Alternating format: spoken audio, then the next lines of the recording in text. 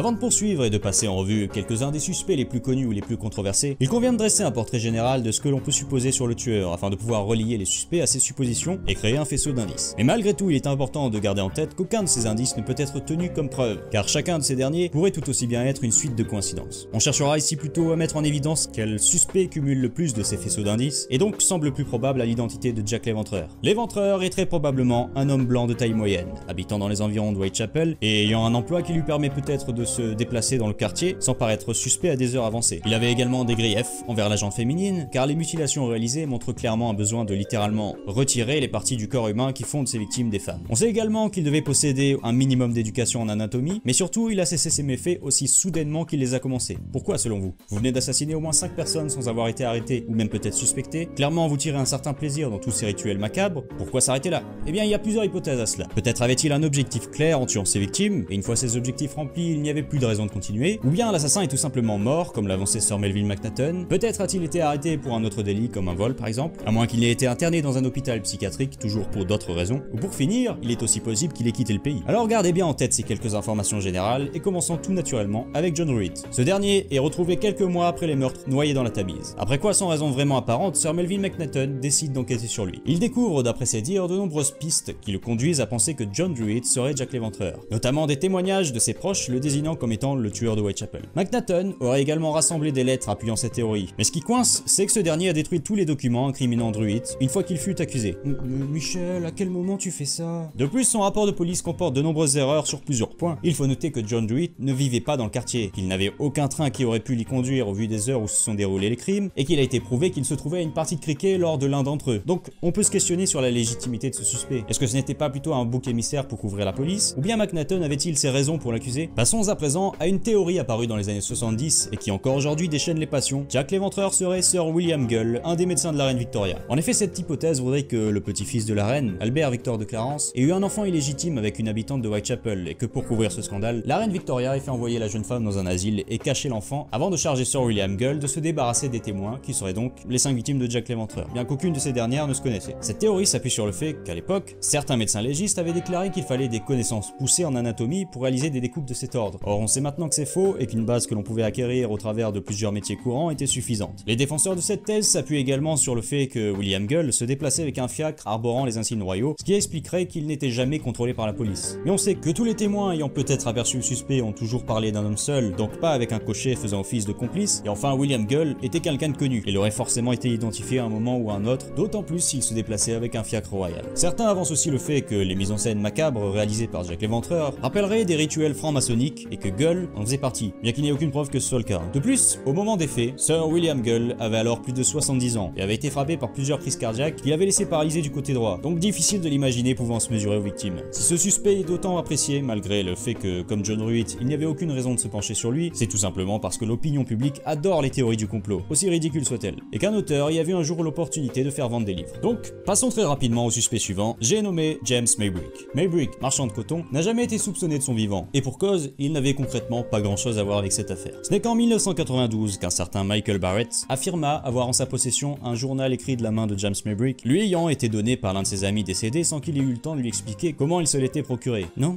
Ne rigolez pas, non? Le dit journal relate la vie d'un homme perturbé, ayant une haine profonde de la gente féminine, et au fil des pages raconte la façon dont il a mis fin à la vie de plusieurs prostituées de Whitechapel, et la cliffhanger de fou, la dernière page est signée Jack l'Éventreur. Après analyse, les résultats sont formels. Le papier utilisé provient bien de l'époque victorienne. Dès la découverte de ce journal, les avis sont partagés, et je suppose que vous comprenez pourquoi, car c'est soit trop beau pour être vrai, soit il est bel et bien possible de lire les pensées de Jack l'Éventreur pour une somme tout à fait modique. Seulement très vite, les incohérences dans l'écriture du journal apparaissent, qui semble avoir été écrit en se basant sur des articles de presse de l'époque. De plus, on peut voir qu'une quarantaine de pages ont dû être arrachées au journal avant de commencer l'écriture, ce qui laisse suggérer qu'on voulait cacher ce qui était inscrit au départ, mais surtout, l'analyse de l'encre prouve qu'elle provient d'une date postérieure à 1920. Le journal de Jack l'Éventreur est en réalité un faux. Suite à ça, Michael Barrett avouera l'avoir écrit avec sa femme. J'ai envie de dire, c'est une activité de couple tout à fait normal. Malgré ça, de nombreuses personnes continuent de croire à sa véracité. C'est pourquoi j'ai décidé d'en parler. Prochain arrêt, Walter Sickert. En 2002, l'écrivaine américaine à succès Patricia Cornwell secoue un peu la scène des ripperologues lorsqu'elle sort un livre intitulé Jack l'Éventreur, affaire classée, portrait d'un tueur, dans lequel elle affirme que le tueur ne serait autre que le célèbre peintre Walter Sickert. En effet, un jour où elle observait l'une des toiles du peintre, Madame Cornwell se fait la réflexion que la mise en scène utilisée et les protagonistes des tableaux eux-mêmes ressemblent à s'y méprendre aux photos prises des victimes de Jack l'Éventreur. Elle décide alors de se lancer dans une quête de la vérité. curiosité et achète une trentaine de ses œuvres afin d'en faire des analyses, car jusque-là personne n'a encore pensé à faire des recherches ADN dans cette affaire. Et pour cause, il n'y a à ce jour aucune trace d'ADN certifiée appartenant au tueur. Cependant, Patricia Cornwell se penche sur les lettres envoyées à la police signées Jack l'Éventreur, dont l'une d'elles contient le filigrane qu'utilisait Walter Sickert, et réussit à en tirer des traces d'ADN qu'elle compare à celles qu'elle parvient à trouver sur des objets et l'étoile ayant appartenu à Walter Sickert.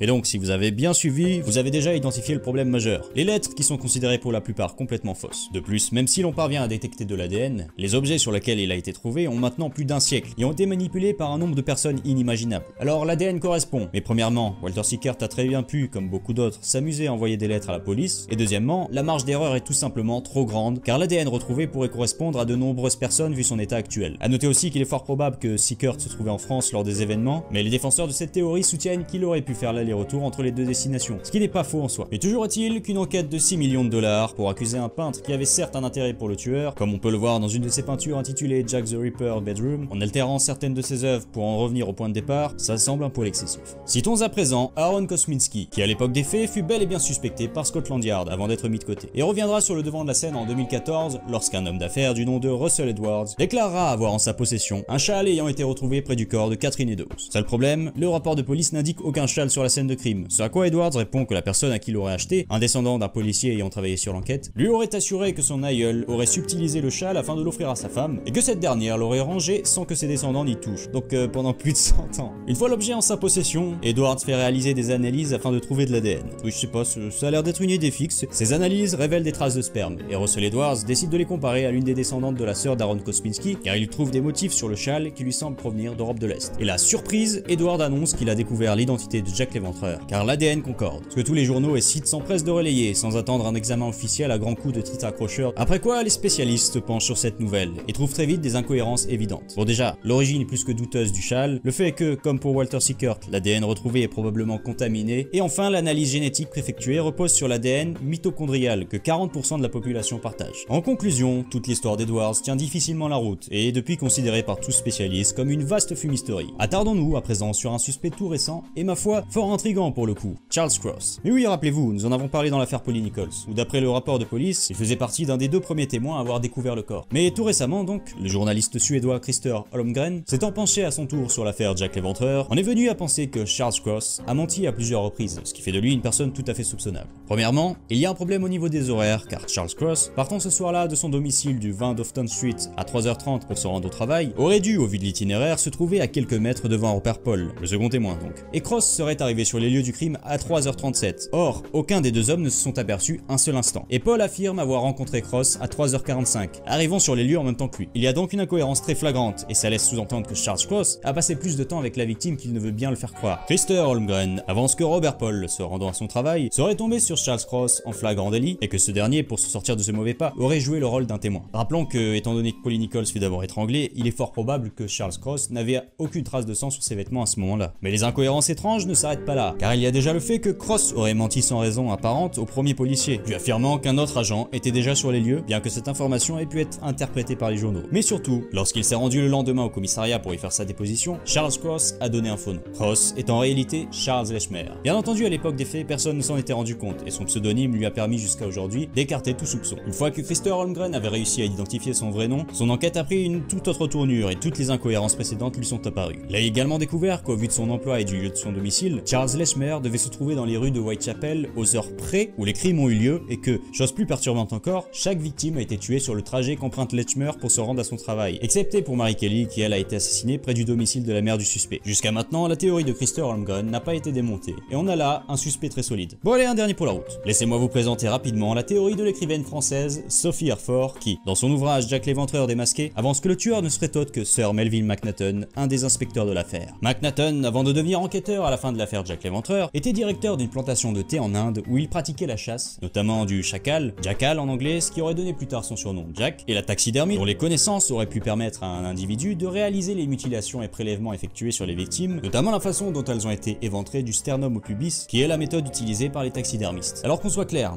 taxidermiste, ça veut pas dire qu'ils conduisent des taxis, hein. Non, c'est un empailleur. Quelque temps avant le premier meurtre, il reçoit une lettre de la part de son meilleur ami, James Monroe, lui promettant un entretien avec le chef de Scotland Yard, Sir Charles Warren, afin d'intégrer la police. Mais une fois sur place, ce dernier refuse de le recevoir, car Macnaghten n'a aucune qualification pour le poste. 3 jours plus tard, Polly Nichols s'était retrouvée morte et la vague de crimes commençait. Sophie Hirford pense que McNaughton aurait commencé ces assassinats afin de faire démissionner Charles Warren. Elle s'appuie sur plusieurs points. Le premier est que le soir du meurtre de Polly Nichols, il y eut un incendie mystérieux dans un entrepôt de la Compagnie des Indes, à 1 km du lieu du crime, que le père de McNaughton, avec qui il avait de gros problèmes, gérait. Sophie Hirford avance que c'était là une provocation à l'autorité pour annoncer sa vague de crimes. Ensuite, il y a les lettres Dear Boss, cher patron, qui semblent sous-entendre à plusieurs reprises que Jack l'Éventreur serait policier, et qu'une lettre a été reçue signée Jack l'Éventreur 2 jours avant l'arrêt des meurtres, indiquant que le tueur arrêtera son activité le jour où Charles Warren démissionnera. Et on sait que Jack l'Éventreur a bel et bien disparu après l'annonce officielle de la démission de Charles Warren. Après quoi, Sir Melville McNaughton rejoint Scotland Yard 6 mois plus tard. Et curieusement, une lettre signée Jack l'Éventreur est envoyée 2 ans plus tard pour narguer la police, indiquant que le tueur est maintenant dans les locaux de Scotland Yard. Cependant, comme on l'a signalé plus tôt, la provenance des lettres est très discutable. On peut noter également l'enveloppe retrouvée près du cœur d'Annie Chapman, datée du 28 août 1888, donc 3 jours avant le premier meurtre, et qui était apposée du sceau du Sussex Regiment,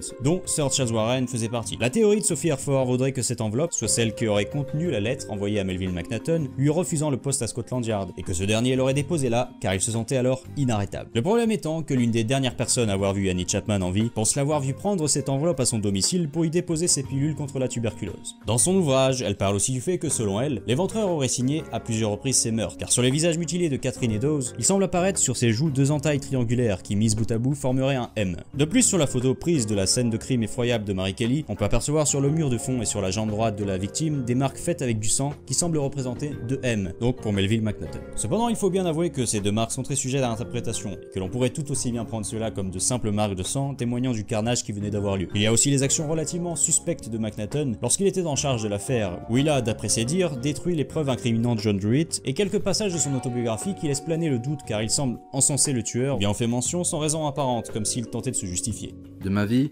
jamais je n'ai croisé la route de Jack l'Éventreur.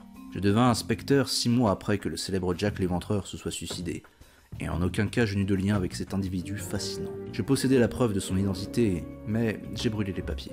Nous sommes donc face à un suspect qui avait bel et bien les moyens, les opportunités et le mobile pour effectuer ces meurtres. Mais force est de constater que, comme pour chaque théorie, les pistes sont difficiles à valider ou à invalider.